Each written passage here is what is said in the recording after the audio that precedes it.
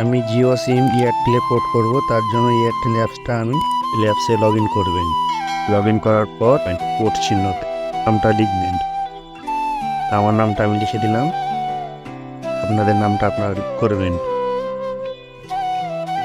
যদি আপনার এরিয়াতে অ্যাভেলেবেল থাকে তাহলে আপনার এরিয়াটা ডিটেক্ট করে নেবে, আপনাকে বাড়ি এসে আপনার পোর্ট করে দিয়ে যাবে। যদি অ্যাভেলেবেল না থাকে তো আমার মতন ব্ল্যাঙ্ক হয়ে যাবে। এইভাবে আপনারা ঘরে বসে অনলাইনে আপনারা পোর্ট করতে পারেন, জিও সিমকে এয়ারটেলে নিয়ে যেতে পারেন বা এয়ারটেল সিম জিওতে নিয়ে যেতে পারেন। স্পেস ফাঁকা জায়গা দিবেন, দেওয়ার পর আপনারা আপনাদের নাম্বারটা লিখে দিবেন। সাথে সাথে একটা ভেরিফিকেশন ওটিপি আসবে, এটা আপনারা ওখানে গিয়ে আপনারা আধার কেওয়াইসি করে